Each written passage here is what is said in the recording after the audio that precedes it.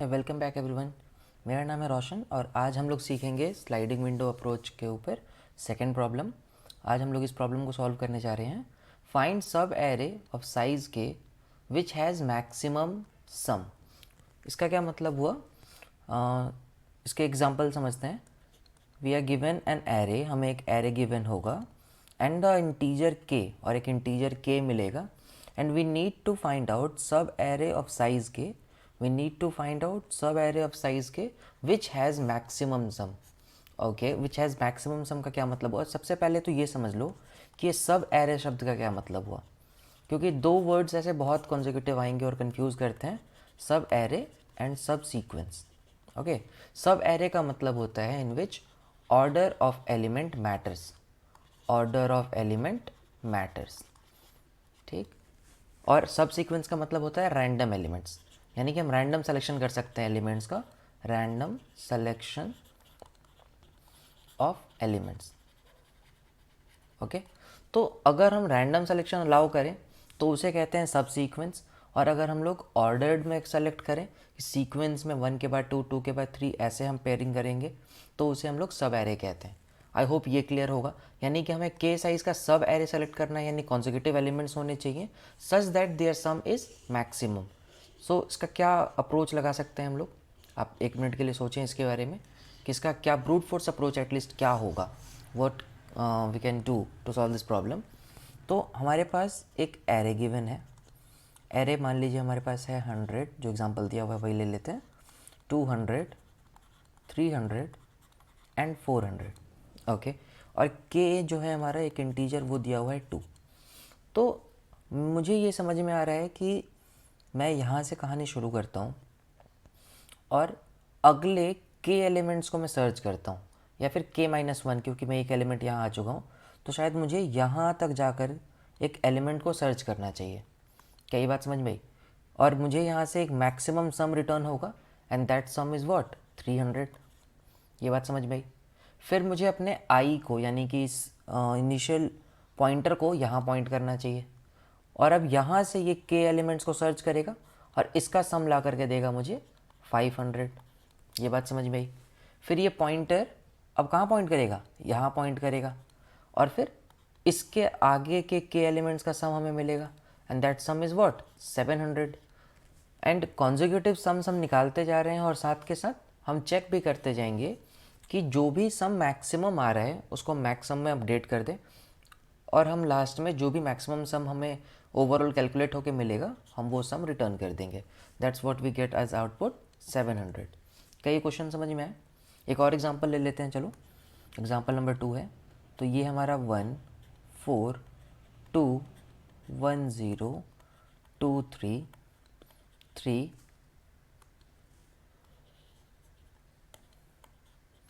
2 3 1 0 and 20। Okay, और हमारे पास k की वैल्यू क्या है, 4। So what we can do here कि हम स्टार्टिंग से 4 के सारे पेयर बनाते हैं। ब्रूट फोर्स अप्रोच इसका क्या होगा? हम ब्रूट फोर्स ही अप्लाई कर रहे हैं। इनफैक्ट अगर अभी आप समझो तो अभी हमने क्या समझा था, ब्रूट फोर्स ही समझा था। यानी कि हम इसमें वो सारे के सारे पॉसिबिलिटीज सर्च करेंगे, जितने भी पेयर बन सकते हैं के एलिमेंट्स के साइज़ के जितने भी इसमें एलिमेंट्स बन सकते हैं, हम उन सारे एलिमेंट्स को जनरेट करेंगे, उन सारे के सारे पेयर्स के लिए और उन सारे बॉक्सेस के लिए। हम ऐसा कह सकते हैं कि एलिमेंट्स का जो हमारे पास एक बंडल बनेगा उतनों का सम निकाल करके हम ये चेक कर सकते हैं कि आखिर हमारा मैक्स सम कब आता है, and we can return that sum. Okay, तो यहाँ पर भी हम यही सोच रहे हैं कि हम क्यों ना पहले एलिमेंट से शुरू करें और नेक्स्ट के एलिमेंट्स को यहाँ पर ऐड कर लें। यानी कि 4 है तो नेक्स्ट 4 एलिमेंट्स को सर्च करके ऐड करें और मैक्सम की वैल्यू निकालें। क्या होगा मैक्सम की value?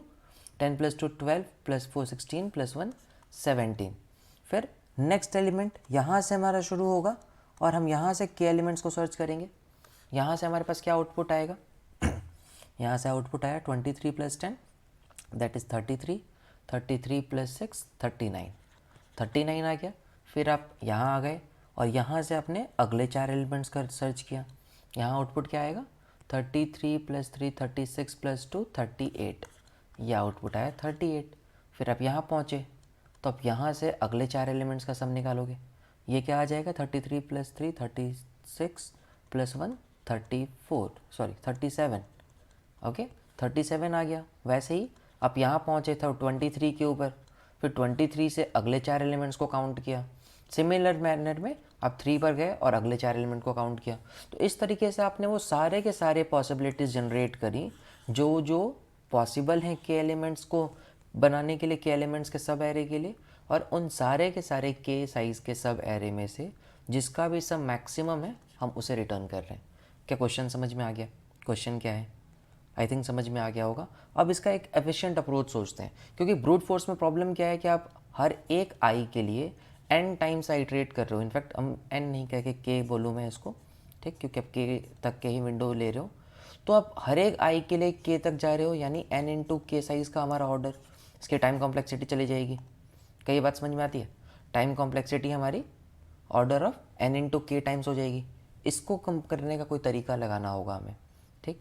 And that way to solve this problem in order of n time is what sliding window approach.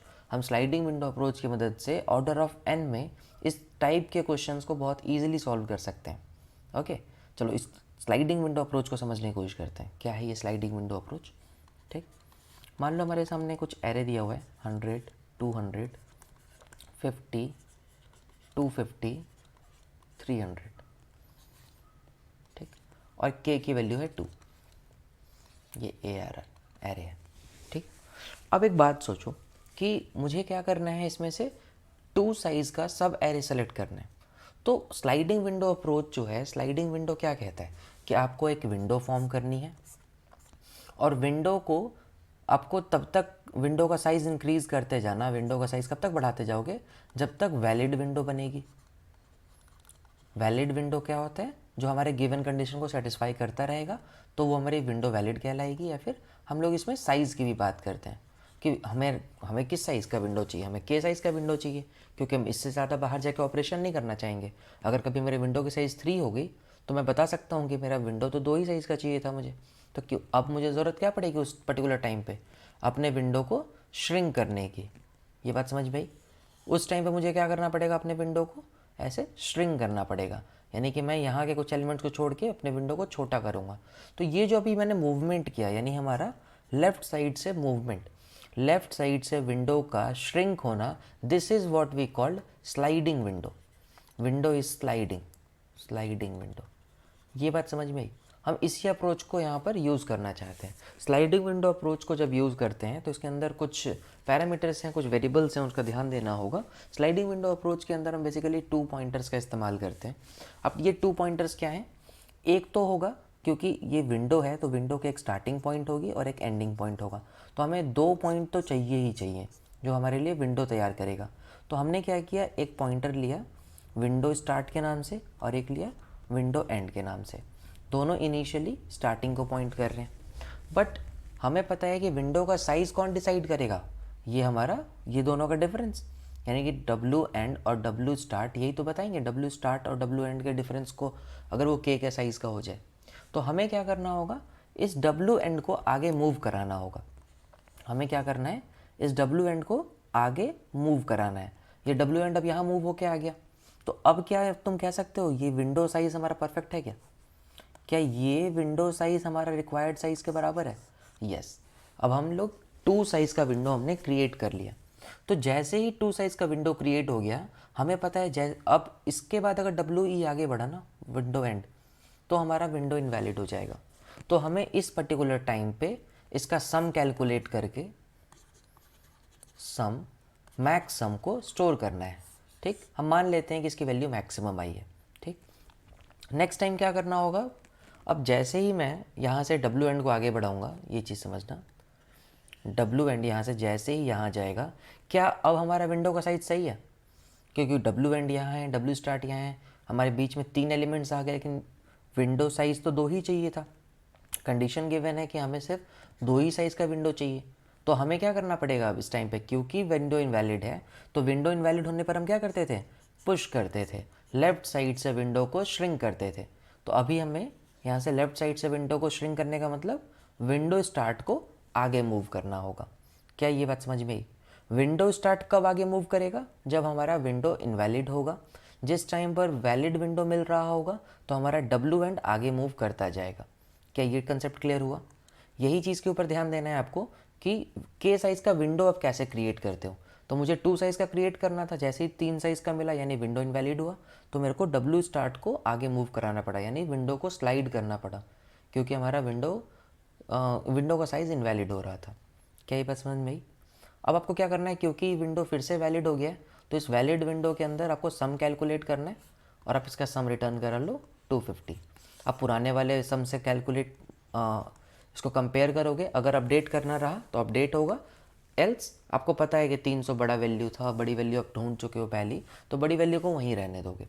Okay, अब क्या करना होगा, अगेन क्योंकि हमारा डब्ल्यू एंड तो आगे बढ़ता रहेगा, विंडो का साइज़ थोड़ी ना छोटा कर रहे हैं हम लोग, तो डब्ल्यू एंड जो है वो और आगे बढ़ा, फिर से हमारा इनवैलिड विंडो हो गया।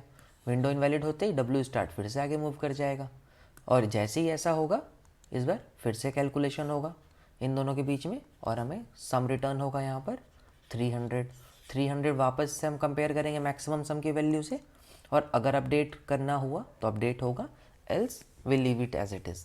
ठीक, अगेन प्रोसेस आगे बढ़ेगा, यानी विंडो खुद को बढ़ाएगी, विंडो आगे मूव किया, फिर से विंडो इनवैलिड हुआ, यानी डब्ल्यू स्टार्ट को फिर से आगे मूव लेकर आना पड़ेगा, विंडो फिर से वैलिड किया हमने, और विंडो वैलिड होते ही इस बार सम कैलकुलेट क्या होकर आएगा 550, and this is greater in all these. तो हमें मैक्स सम की वैल्यू को कितनी कर देनी है, अब मैक्स सम की वैल्यू को 550, और लास्ट में आंसर हमारा 550 होगा। तो यहाँ आपने देखा होगा कि मैंने लूप को सिर्फ एक ही बार ट्रैवर्स किया, 2 बार या 3 बार या फिर ऑर्डर ऑफ n स्क्वायर में मुझे जाने की ज़रूरत नहीं थी, क्योंकि मैं यहाँ पे नेस्टेड लूप का इस्तेमाल नहीं कर रहा हूँ, मैं सिंपल एक ही लूप में इस पूरे के पूरे एरे को एक बार में ट्रैवर्स करते हुए मैक्स सम की वैल्यू को ढूंढ पा रहा हूँ। क्या ये बात समझ में आई है? चलिए, अगर समझ में आई है तो इसको हम लोग कोड में करते हैं। ठीक है, चलो कोड करते हैं। So let's code our problem. तो अभी हमने क्या समझा था कि चलो पहले तो मैं फंक्शन डिफाइन कर लेता हूँ मैं, जो हमारे प्रॉब्लम को सॉल्व करेगा। हमें क्या क्या इनपुट में मिलना था, हमें क्या चाहिए था, मतलब आपको एक एरे मिलेगा और आपको साइज़ के मिलेगी, ये बात समझ में आई, एक एरे और के साइज़, इसके कॉरस्पॉन्डिंग आपको कुछ फैसले लेने हैं। आपको कौन कौन से वेरिएबल्स की ज़रूरत पड़ी थी, एक तो विंडो स्टार्ट की ज़रूरत थी, विंडो स्टार्ट क्या करेगा, स्टार्टिंग ऑफ द विंडो को पॉइंट करेगा, और एक और क्या चाहिए था वेरिएबल, आपको क्या करना है, हर एक विंडो में जाकर सम कैलकुलेट करना होगा, तो एक यानी विंडो सम की ज़रूरत पड़ेगी, विंडो सम, और एक मैक्स सम तो चाहिए ही जो हमें रिटर्न कराना है। मैक्स सम की वैल्यू भी इनिशियली 0 है, अभी तक तो कोई है नहीं वैल्यू। ठीक, विंडो सम और मैक्स सम में कन्फ्यूज़न मत लेना। विंडो सम क्या है हमारे पास, विंडो सम टेम्प्रेरी सम है, यानी हर एक वैलिड विंडो में मैं सम निकालूंगा, और फिर अगर वो मैक्सिमम सम या फिर इससे पहले किसी सम वाली वैल्यू से बड़ी होगी तो मैक्स सम के अंदर अपडेट कर दूंगा, एल्स वापस से ये मैनिपुलेशन चलता रहेगा, हम कैलकुलेट करते रहेंगे विंडो सम। बात समझ में आई है? लेकिन विंडो तो तब कैलकुलेट होगा जब विंडो स्टार्ट के बाद विंडो एंड भी आएगा। तो विंडो एंड में आपने एक बात नोटिस करी होगी कि विंडो एंड जो था वो एक एक करके आगे प्लेसेस में मूव कर रहा था पूरे एरे के ऊपर, यानी हमें यहाँ पर क्या करना होगा, एक लूप की ज़रूरत पड़ेगी, for window and in range of length of ARR। हमारे ARR के लेंथ पे चलेगा, यानी डब्ल्यू एंड जो है वो लगातार इंक्रीज़ करता रहेगा। अगर ऐसा होगा तो विंडो साइज़ कैसे कंफर्म करोगे, विंडो साइज से पहले हमें तो यहाँ पर विंडो सम कैलकुलेट करना है, तो window sum plus equal ARR of W and जो भी हमारी वैल्यू है फर्स्ट सेकंड थर्ड, हम उन सारी वैल्यूज़ को लेकर विंडो सम में जोड़ते जा रहे हैं, क्योंकि हमें मैक्सिमम सम रिटर्न करना है। ठीक, तो आपको कब तक जोड़ना है, के साइज़ के एलिमेंट तक, यानी कि इफ़ यहाँ पे कुछ कंडीशन आएगी, if W and is greater equal k-1। अगर कभी भी जो हमारा डब्ल्यू एंड है, यानी जो आखिरी पॉइंटर जो है विंडो का साइज़ जो डिनोट कर रहे हैं, वो k-1 पोजीशन पर आ जाए या फिर उससे आगे चला जाए, तो हमें पता चल जाएगा कि भाई अब इनवैलिड होने वाली है विंडो, या फिर इनवैलिड हो चुकी है। उस टाइम पर हमें क्या करना है, कुछ फैसले लेने हैं। क्या फैसले लेने थे, सबसे पहला फैसला ये लेना था कि आपको यहाँ पर ये पता करना था कि मैक्सिमम सम मैं चेक कर लूँ कि अभी तक जो मैंने सम कैलकुलेट किया है वो मैक्सिमम सम के साथ क्या रिलेशनशिप में है, यानी मैक्स सम कॉमा विंडो सम। ये बात समझ में आई? मैंने क्या किया यहाँ पर, मैंने मैक्सिमम सम को पहले अपडेट किया, जो भी मैक्सिमम होगा उसके कॉरस्पॉन्डिंग। लेकिन अब इसके बाद क्या था, क्योंकि विंडो इनवैलिड हुई थी तो हमें विंडो को श्रिंक करना था।